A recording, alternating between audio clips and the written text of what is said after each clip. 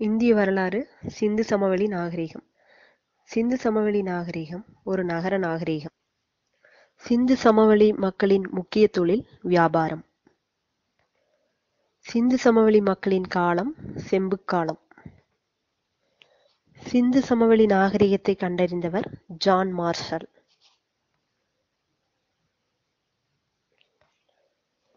சிந்து சமவெளி மக்கள் வணங்கிய தெய்வம் பசுபதி என்ற தாய் கடவுள்.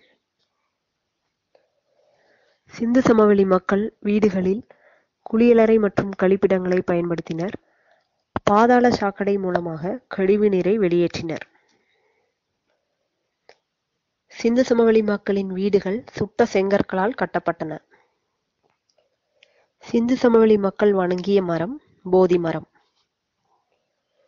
சிந்து சமவெளி மக்கள் அறியாத விலங்குகள் குதிரை மற்றும் ஒட்டகம். சிந்து சமவெளி மக்கள் பயன்படுத்தாத உலோகம் இரும்பு. சிந்து நதிக்கரையில் தோன்றிய நாகரிகம் ஹரப்பா நாகரிகம். ஹரப்பா நாகரிகம் கண்டறியப்பட்ட ஆண்டு 1921.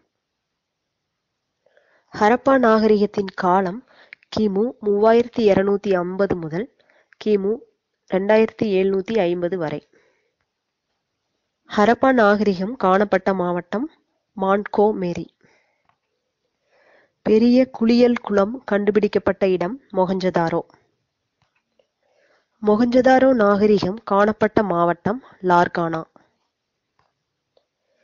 சிந்து நதிக்கரையில் அமைந்த நகரம் கோட்டிச்சி. சட்லஜ் நதிக்கரையில் அமைந்த நகரம் ரோபார். சரஸ்வதி நதிக்கரையில் அமைந்த நகரம் கலிபாங்கன்.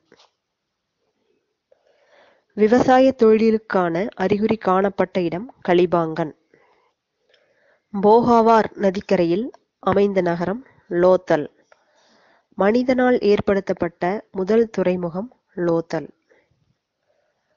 மொஹஞ்சதாரோ என்பதன் பொருள் பிணக்குவியல். சிந்து சமவெளி நாகரிகம் அழிய காரணம் வெள்ளப்பெருக்கு.